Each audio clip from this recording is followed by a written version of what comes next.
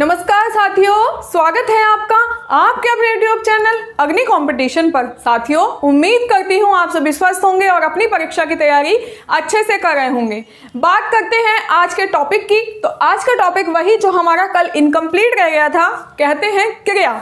जो हम पढ़ रहे हैं विकारी शब्द, संज्ञा, सर्वनाम, क्रिया और विशेषण। उसमें मैंने संज्ञा और सर्वनाम कंप्लीट करवा दिया है। क्रिया आज कंप्लीट हो जाएगा, बचेगा विशेषण। तो जब हमारे ये चारों टॉपिक हो जाएंगे उसके बाद हम इनके प्रैक्टिस क्वेश्चन सॉल्व करेंगे।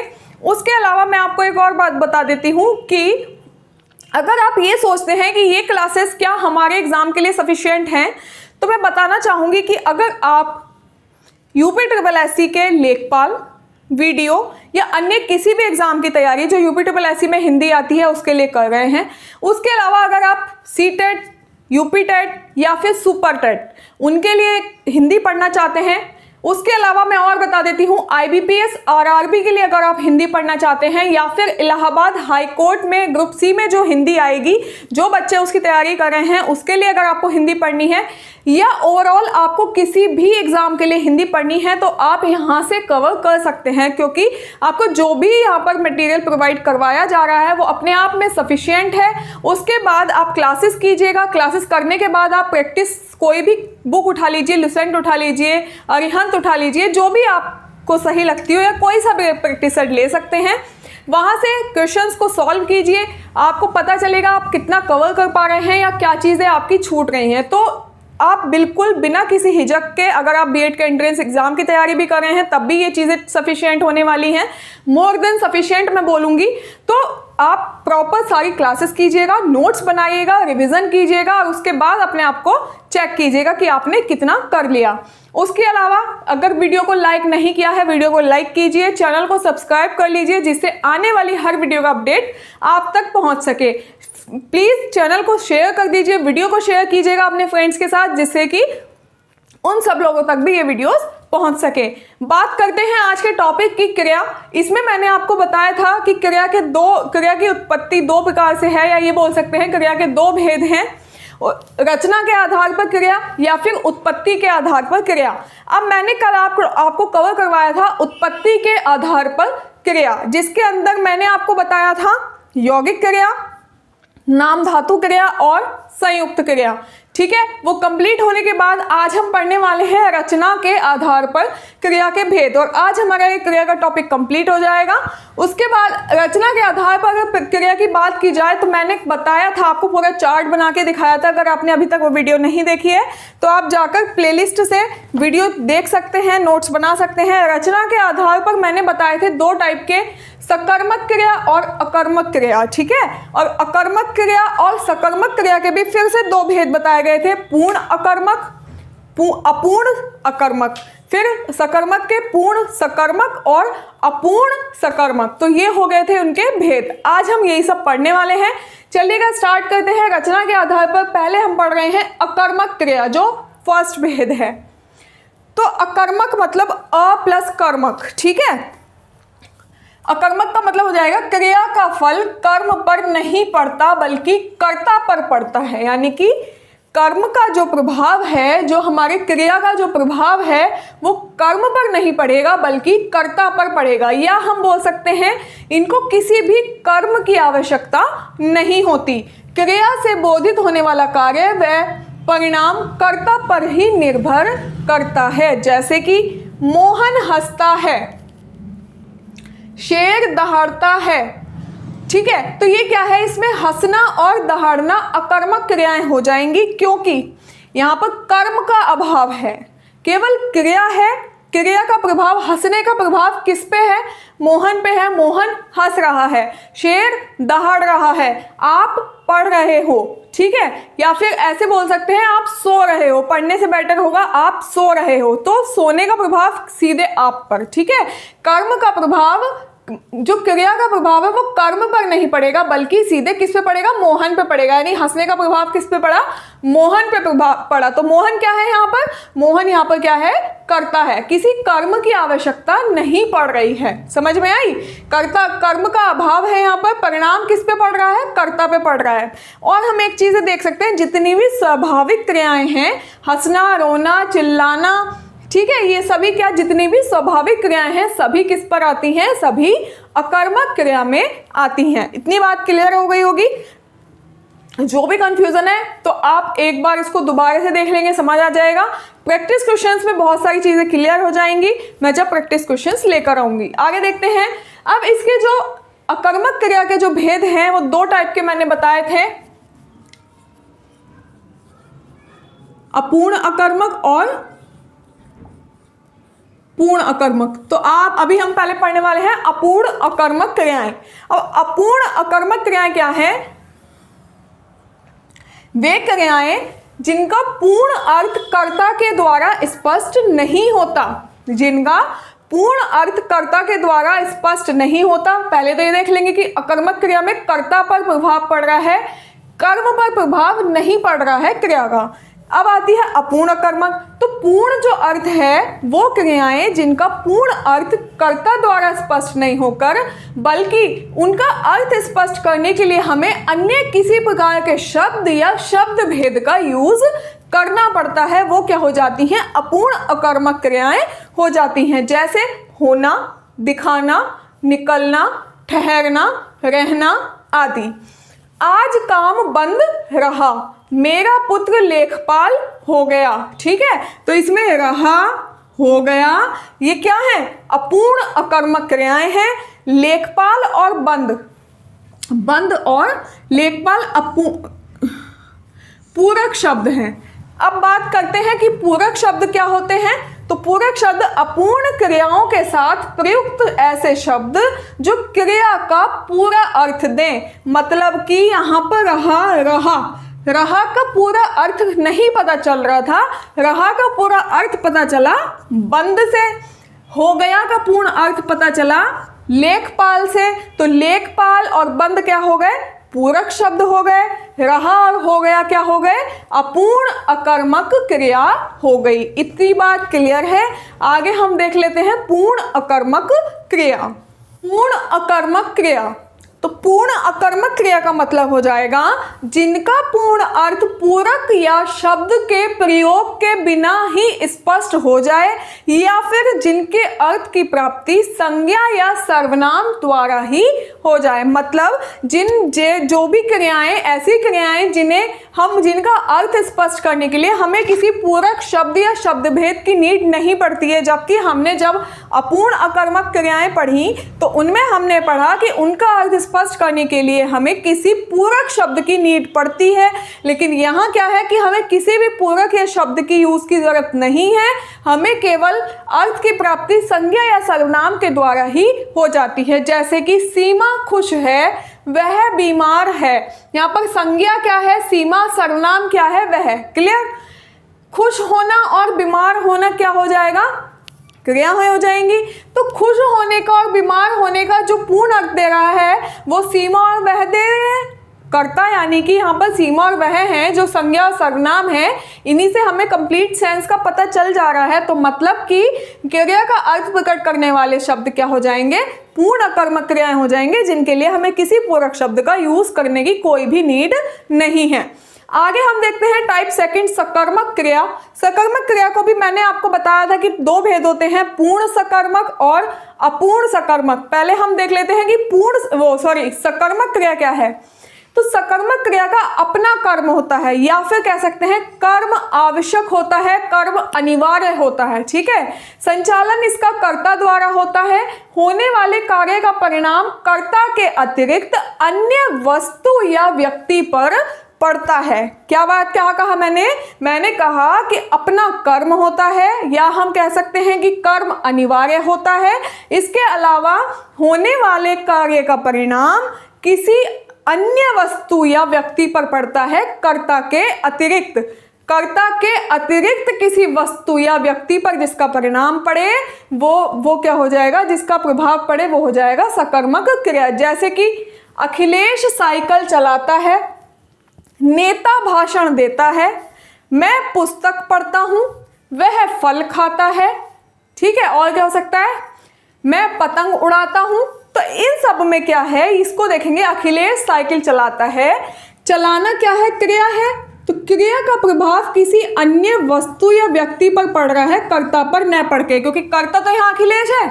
अखिलेश पे प्रभाव नहीं पड़ रहा है, प्रभाव पड़ रहा है साइकिल पर। किसका? चलाने का। फिर देखते हैं नेता भाषण देता है, तो देने का जो प्रभाव है भाषण पे है, नेता पर नहीं है।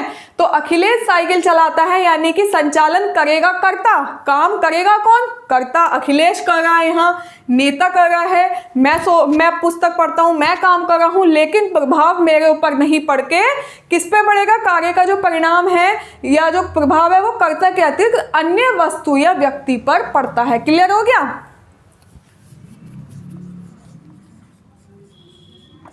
यानी कि यहाँ पर साइकिल और भाषण क्या है? कर्म है।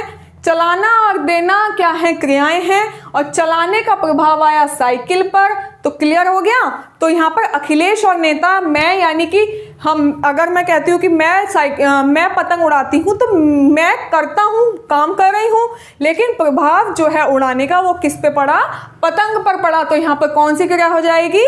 सकर्मक क्रिया हो जाएगी। अब हम इसके भेद देख लेते हैं। पूर्ण सकर्मक क्रिया, पूर्ण अर्थ कर्म के होते हुए भी स्पष्ट नहीं होता। ऐसी क्रिया जिसमें पूर्ण अर्थ कर्म के होते हुए भी स्पष्ट नहीं होता, और अर्थ स्पष्टीकरण के लिए हमें पूरक शब्दों की नीड पड़ती है। एक बात और याद रखेंगे, अपूर्ण सकर्मक क्रिया में जो पूरक शब्द होते हैं वो कर्म पूर्ति कहलाते हैं। क्या कहलाते हैं? कर्म पूर्ति कहलाते हैं। जैसे समझना, मानना, पाना, करना, बनाना, ये सब क्या है? अपूर्ण सकर्मक क्रियाएं हैं। राम ने सीता को पत्नी बनाया, मैं अपने मित्र को चतुर समझता हूँ। यहाँ पर बनाया और समझता हूँ अपूर्ण सकर्मक क्रियाएं हैं। अब इनके लिए हमें बनाया और समझना केवल स्पष्ट अर्थ नहीं दे रहे हैं, इनके लिए हमने क्या किया? पूरक शब्दों का यूज किया, पत्नी और चतुर। अब क्लियर हो गया कि राम ने सीता को क्या बनाया? पत्नी बनाया। मैं अपने मित्र को चतुर समझता हूं, तो ये पूरक शब्द हो जाएंगे। और मैंने बताया अपूर्ण सकर्मक क्रिया में जो पूरक शब्द हैं वो कर्म पूर्ति कहलाते हैं, और सीता और अपने मित्र यहाँ पर क्या हो जाएगा? ये हो जाएंगे कर्म। क्लियर है? इसके अलावा अब हम देखते हैं पूर्ण सकर्मक क्रियाएं। तो पूर्ण अर्थ एक ही कर्म से जिनमें स्पष्ट हो जाए, वे क्रियाएं जिनमें पूर्ण अर्थ एक ही कर्म से स्पष्ट हो जाए और हमें पूरक शब्दों की आवश्यकता नहीं पड़ती, वो हो जाती हैं पूर्ण सकर्मक क्रियाएं। जैसे मेरा मित्र पत्र लिखता है, राधा साड़ी खरीदती है। तो यहाँ पर लिखना और खरीदना जो है वो दोनों क्या हो जाएंगे? पूर्ण सकर्मक क्रियाएं हो जाएंगे, अपने आप में कंप्लीट सेंस दे रहे होंगे। अब बात करते हैं कर्म से स्पष्ट, मतलब एक ही कर्म से स्पष्ट कैसे हो रहा है। कर्म है यहाँ पर पत्र और यहाँ पर कर्म है साड़ी। अब क्या है कि क्रियाओं का अर्थ, यहाँ पर लिखने का अर्थ पत्र से क्लियर हो गया, खरीदने का अर्थ साड़ी से क्लियर हो गया, जबकि यहाँ पर बनाने का अर्थ राम ने सीता को बनाया क्लियर नहीं हो रहा था। हमें जरूरत पड़ गई पूरक शब्द की, यानी पत्नी कहने की, कि राम ने सीता को पत्नी बनाया। तब हमें बात पता चली, अच्छा पत्नी बनाया। ऐसा भी हो सकता है क्लियर नहीं हो रहा था, हम कुछ भी समझ सकते थे क्या बनाया। या फिर मैं अपने मित्र को समझता हूँ क्या? समझदार नहीं, चतुर। तो यहाँ पर जरूरत पड़ी ना पूरक शब्दों की। तो जहाँ पर पूरक शब्दों की जरूरत पड़ी, कर्म के होते हुए भी, कर्म था, सीता और अपना मित्र था कर्म, लेकिन क्लियर साइंस तो नहीं था। तो क्लियर साइंस के लिए हमें क्या यूज करना पड़ा? पूरक शब्द यूज करने पड़े। तो इसलिए ये क्या हो गई? अपूर्ण सकर्मक। पूर्ण सकर्मक में हमें पूरक शब्दों की नीड ही नहीं है, केवल एक कर्म होगा हमारे पास और हमारा कंप्लीट सेंस का अर्थ हमें, या कंप्लीट क्रिया का अर्थ हमें पता चल जाएगा। जैसे कि मेरा मित्र पत्र लिखता है, कर्म हो गया मेरा कर्म हो गया पत्र। राधा साड़ी खरीदती है, कर्म हो गया साड़ी। तो यहाँ पर पत्र और साड़ी से ही क्रिया का अर्थ क्लियर हो जा रहा है। इसका मतलब ये कैसी है? पूर्ण सकर्मक क्रिया है। बात क्लियर। अब एक बात ये हो जाती है कि हम अकर्मक और सकर्मक क्रिया में अंतर कैसे पता करेंगे कि कौन सी क्रिया अकर्मक है, कौन सी क्रिया सकर्मक है, जो कि यूजुअली एग्जाम से पूछा जाता है। 4 ऑप्शन दिए होते हैं, पूछ लिया जाता है इसमें अकर्मक क्रिया कौन सी है। जैसे कि मैं अगर 2 एग्जाम्पल लेती हूँ, यहाँ ले लेते हैं, यहाँ लिख लेती हूँ मैं। अगर मैं एग्जाम्पल लेती हूँ राधा और साड़ी खरीदती है, ये ले लेते हैं, राधा साड़ी खरीदती है, ठीक है। सॉरी। तो यहां पर हमेशा जब भी सकर्मक क्रिया होगी, जब भी सकर्मक क्रिया होगी, तो क्या और किससे, क्या और किससे, तो जहां पर क्या और किसको या किससे इस तरह का सेंस आ जाएगा, वहां पर क्या हो जाएगी, सकर्मक क्रिया। जैसे अगर मैं कहूं राधा साड़ी खरीदती है, तो आप इसका क्वेश्चन बनाइए, क्या बनेगा, राधा क्या खरीदती है। क्लियर है। जहां पर क्या और किसको ऐसा सेंस निकल के क्वेश्चन बन जाए आपके माइंड में, वहां पर हमेशा सकर्मक क्रिया होगी। क्या हो जाएगी, सकर्मक क्रिया होगी। और जहां पे क्वेश्चन ना बन सके, जैसे वह सोता है या फिर वह रोता है, तो एक बात बताइए, क्या आप इसका क्वेश्चन बना लेंगे। वह सोता है, वह किसको सोता है, वह किससे सोता है, वह क्या सोता है, नहीं बन रहा ना क्वेश्चन। जहां पर क्वेश्चन का सेंस नहीं आ रहा है, क्लियर है, वहां पर अकर्मक क्रिया होगी। जहां पर क्वेश्चन का सेंस बन रहा है, मैं फल खाता हूं, सीधे माइंड में आएगा मैं क्या खाता हूं, कौन सी क्रिया हो गई, सकर्मक। क्लियर हो गया, ठीक है। और क्या हो सकता है, मैं पत्र लिखता हूं, क्वेश्चन आएगा मैं क्या लिखता हूं, कौन सी हो गई, सकर्मक। तो ये सकर्मक और अकर्मक को पहचानने की एक टेक्निक है। आगे बात करते हैं उभयनिष्ठ क्रिया की। ऐसी क्रियाएं जो अकर्मक और सकर्मक दोनों रूप में यूज होती हैं, उभयनिष्ठ क्रियाएं कहलाती हैं। जैसे कि ललचाना, घबराना, भूलना, बदलना, खुजलाना, लजाना, भरना, ये सब क्या हो जाएंगी, ये हो जाएंगी उभयनिष्ठ क्रियाएं। अब हम एक एग्जाम्पल देख लेते हैं भरने का। जैसे कि बूंद बूंद से घड़ा भरता है, ये अकर्मक क्रिया के रूप में यूज हुआ है, भरना।